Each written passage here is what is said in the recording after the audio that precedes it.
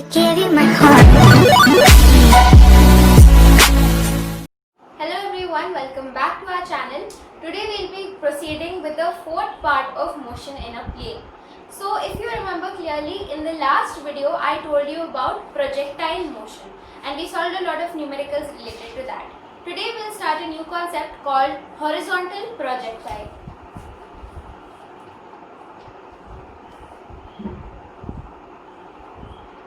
So basically, to give a comparison between what we learned last class and what we're going to do today, in the last class, if a person was standing here, the object was projected like this. So we had x component and we also had y component to that projection. But what we are going to learn today, we are going to learn that if there is a building and from the top of that building, if I drop down an object, this motion, this is known as your horizontal projectile. We'll be learning that here this will be called your range, and this will not have any maximum height because we are already dropping the object from a height. So range, and we'll study about the time of flight, which is basically the time of descent here. Alright, so let us get started with time of flight first. Here we will not break down the components into x component and y component, like we will not call sin theta and cos theta. We will simply write ux for initial velocity with the x component and uy for the initial velocity with the y component. I will just explain it in B mode here. So let us take, so our first concept is time of flight. Now let us take an xy plane. Let us suppose this is a building and from here I am dropping my object. So something like this. We have to find the time of flight. So how will we find the time of flight? We already know the formula, s equal to ut plus half at square. Now let us take the initial velocity to be u. Okay. But now just observe the two components of velocity. I'll just explain it here. This is u, right? So we'll have a y component and an x component. This will be ux and this will be uy. For horizontal projection, we will not call this as u cos theta and this as u sin theta. This will remain ux and this will remain uy. Also note that ux is equal to u, okay, and uy, what is uy? Uy is 0.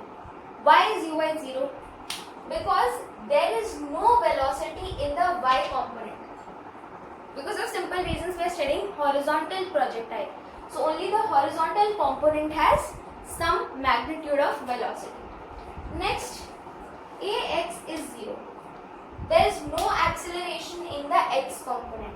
While ay, if you observe this part, let me just see, the object will fall somewhere like this. So gravity is acting on it. So what will be ay? When an object falls down, I have repeatedly said this, but it will be plus g. So it is acting towards gravity. It is going with the force of gravity. So it is plus g. Once this step is clear, I will move on to the next step. You can copy it till here. Now, when we calculate the time of flight, we will obviously use the y component. Even if it is the horizontal projection, we will use the y component because, see, this is what we are going to discuss. This mostly works within the vertical side, right? So we are going to use the vertical components. So sy equal to uyt plus half ay t square. So what is sy? Sy, let us just call it sy for now. That is equal to uy. Uy is 0. So this component is gone. Now half ay t square. Ay is plus g. So gt square by 2.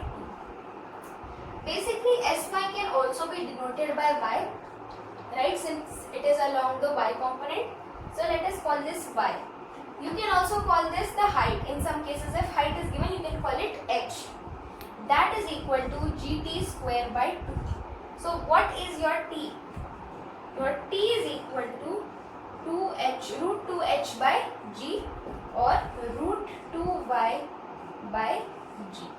Please note down this formula and we will go for the next derivation. So I hope you were clear with the previous derivation. Let us move on to the second derivation and the final one for horizontal projectile, which is range. Okay. So range calculation is pretty much the same as time of flight. Why? I'll just show you. So let us take the xy plane, drop an object from a height. This is your range. It is also denoted by r, even in projectile and in horizontal projectile. So here again we use the formula s equal to ut plus half at square. However, we are talking about range. Range is a horizontal component. So what will we use? Obviously the horizontal components. Sx equal to uxt plus half axt square. If you noted down what I gave you before, you will know it is very simple. Sx equal to ux is u, ut plus half into a is 0, right? Ax is 0. So this whole component goes off. So we don't require this. So what is basically what do we have to find? This is now our range. Our range equal to ut. This is your formula, which is initial velocity into time will give you the horizontal range in a projectile. Please note down this formula. It was the same formula before also, even in projectile motion, but there we took this as u sin theta and the time of flight was different there. We took it in cos theta and sin theta, but here it is very simple. So I hope you understood. If you have any doubts, you can post them. Just you can note this down. So now let us discuss a quick note before we move on to problem solving. So first up, very important, ux. This is only for horizontal projectile. Please don't mix it with projectile motion. So ux is u, uy is 0, ax is 0 and ay is plus g. These four are very important. If you forget even one of these, you may mess up in the derivation. Then your time of flight is nothing but root 2 y by g or root 2 h by g, where this is the height. It will be given in the question. Height will be given and you will be asked to find the time of flight. So then this formula will be used. And then your range, I said, is u into t. But what is our t? T is root 2 h by g. So u into root 2 h by g. These are important formulae for our session, and now we'll be solving a few numericals based on this concept only. So please note it down.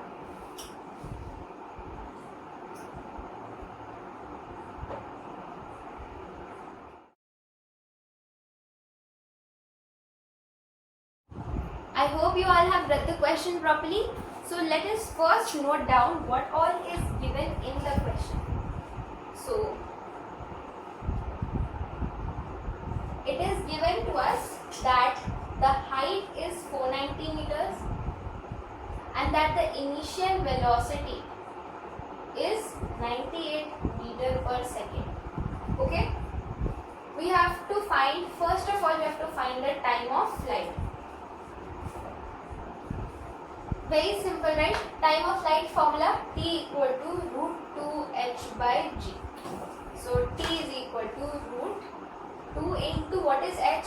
490 by g, that is 9. So now we get t equal to root 2 into 490 into 10 by 98. This cancels, we get 10, 2, 2 cancels, t equal to root 100, which is nothing but 10 seconds. This is your first answer, the first part of the question. Hope you understood. Please note it down and then I will move on to the second part. Okay, so in the second part, they have asked us to calculate the range. Right? The range. We know the formula for range. Range is u into t. Now you know what is t. T is 10 seconds and here u is already given, so 98 into 10, range is 980 meters. This is your range. Alright, let us move on to the next question. So basically these are the type of questions that you will be asked. Either you will be given velocity and you will be told to find out range and time of flight. They might give you time or range and such questions. You know, a lot of combinations of questions can be formed, but the basic formula still remains same. So just if you go a few minutes back, I gave you a note. Revise that note over and over again and you'll be through with this concept. Let us move on to a seemingly difficult concept, which is circular motion, and it will also help you in rotational motion. So our topic is now circular motion. So circular motion basically has two parts to it. Okay, we have uniform circular motion and non-uniform circular motion. I'm going to be starting first with uniform and then gradually proceeding to non-uniform motion. Okay, so now let us start with uniform circular motion. Basically, what is uniform circular motion? Uniform circular motion is the motion in which your speed remains constant throughout. Okay, so this is the circle in which my object is traveling. I start from here, it is going, it is traveling a distance. Its acceleration will change, but its speed will remain constant. Okay, so if it is v velocity here, by the time it comes here, it is v only. However, if the velocity a is equal to 2 meter per second square, here it might happen that by the time it comes here, its acceleration becomes 3 meter per second square. This might happen, but velocity will remain constant in uniform circular motion. So let me tell you about some important formulas, because from here a lot of numericals can be formed.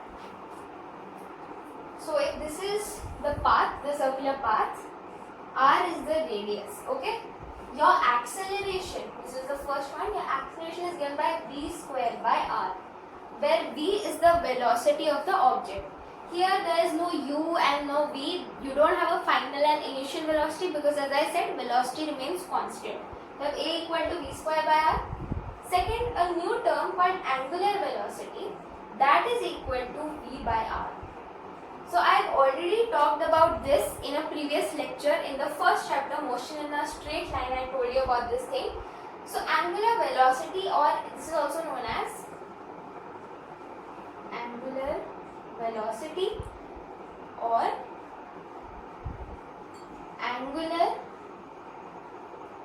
frequency. It is different from the normal frequency. Okay, so what is angular velocity? This is your velocity. Velocity is never curved. You cannot calculate curved velocity. However, this is your angular velocity. Okay, so basically velocity, whenever you calculate velocity in a circular path, velocity will be tangential. It will be a tangent to the circle. However, angular velocity means if you are starting from here, through this curve, along this curve, you will get your angular velocity. It will change with an angle. So your angular frequency is given by v by r. Now from this we can actually derive a lot other formulae.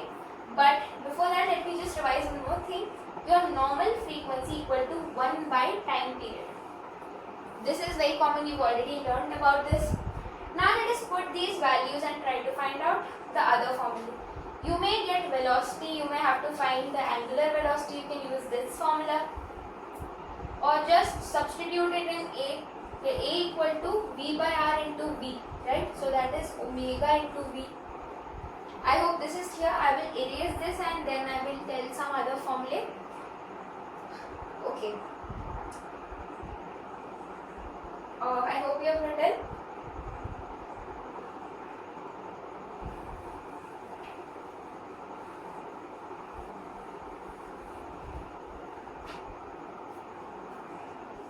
V is equal to 2 pi r by t, or let us write it by capital T.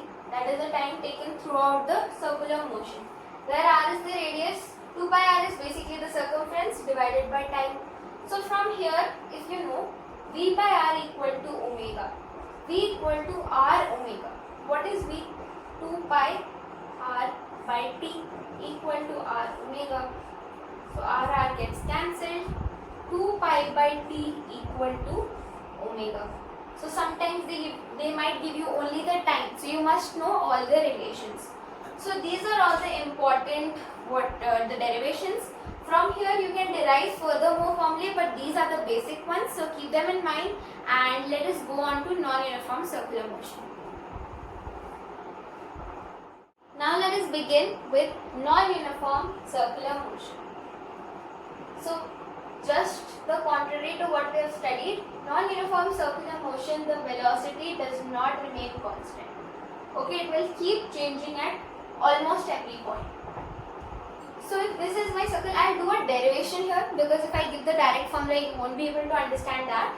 Again, the radius is r. However, here, since the velocity keeps on changing, we will have three different types of acceleration.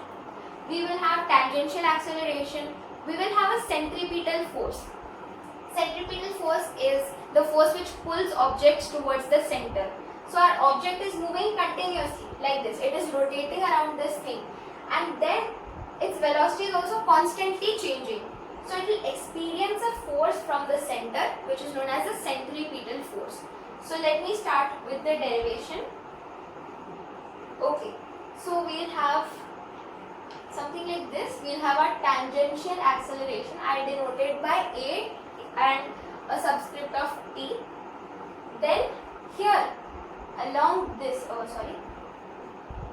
along the center, okay, this is our center. Along the center we will have centripetal force, the acceleration due to centripetal force, which is AC, and then just like if you remember vectors properly, we will have AR, which is our resultant vector.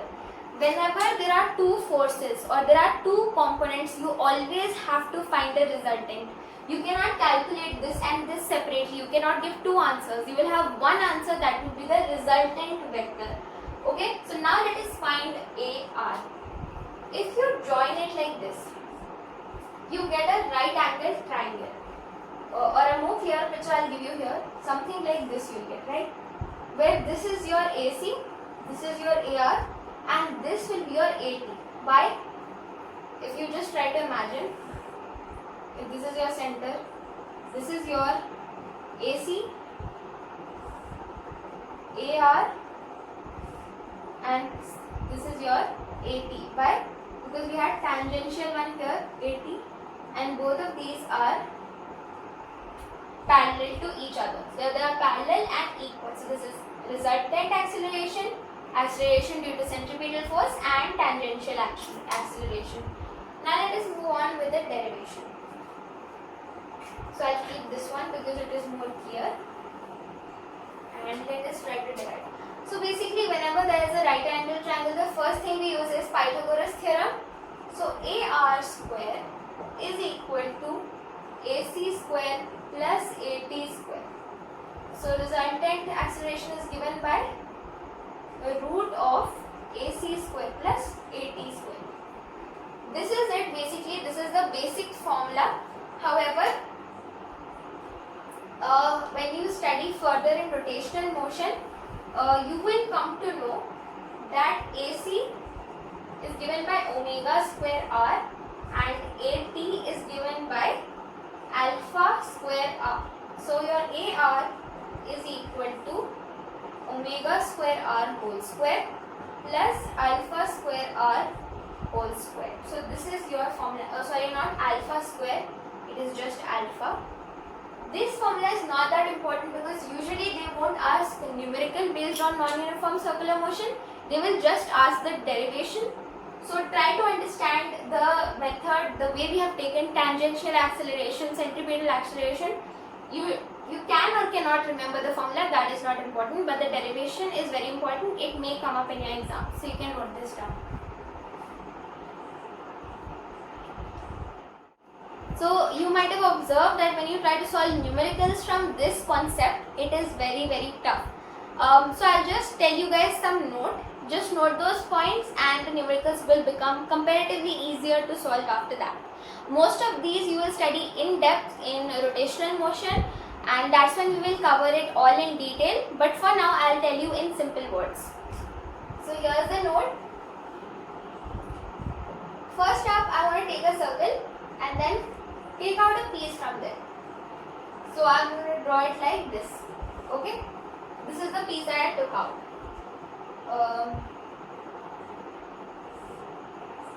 This thing, this length is known as your arc length. Arc length. It is denoted by delta S in physics, but in maths when you learn this chapter it will be denoted by small l. This is your radius, small r.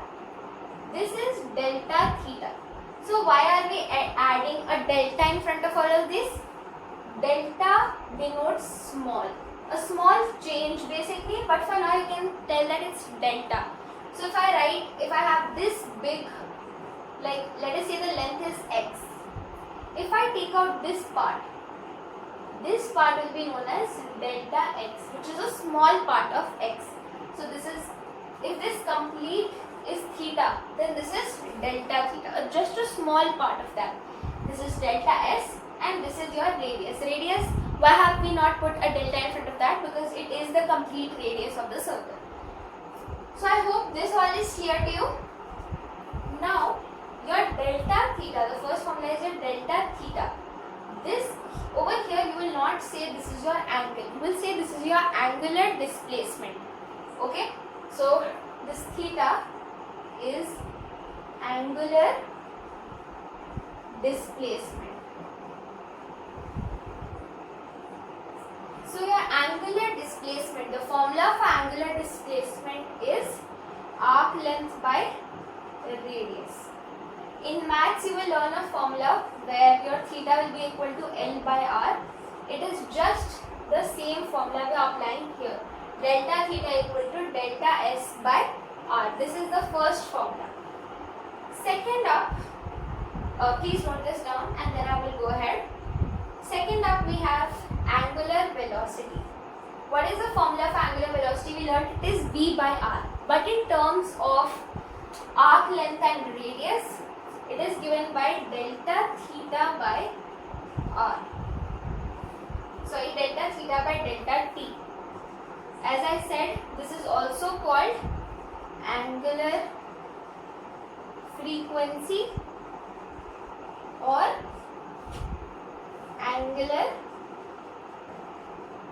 velocity. So in the question they may give that angular frequency is something or angular velocity is something. So these are the two terms used to denote this one, and it is given by your angular displacement by time. And similarly the third one is your alpha. Alpha is nothing but angular acceleration, and that is given by delta omega. This is called omega and this is what angular frequency. It's angular frequency by time. So all of this might be a little difficult to understand, but basically you have to remember this formula. Okay, that your angular displacement equal to your arc length by radius. These two formulae can be compared to something that we have learned before. We know that velocity equal to distance by time and acceleration equal to velocity by time. This is angular velocity, which is equal to angular displacement by time. These both are comparable. Angular acceleration equal to angular velocity by time. These both are comparable. So these both you can remember anyways, but just try to remember this one, and this is the overall formula, this is the note. Please take note of it, because in the future numericals and even if you try to solve NCERT questions, it will be very, very helpful. So just note this down.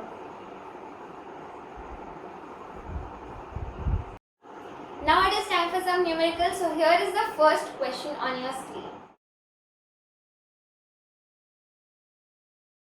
So now let us get ready to solve this numerical. But first up, before that, since our earth is rotating and even in the hand clock the angle made, so let us illustrate this. So they say this is your R hand, okay?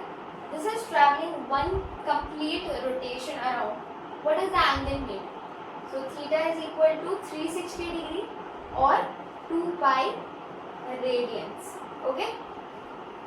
It will be taught to you in trigonometric ratios. It is your third chapter in maths. So there you can learn the conversion from degree to radian. So let the one denote my hand clock or just my watch. So omega 1 is theta by t. So what is theta? Theta is 2 pi radians. What is t? T is 12 hours.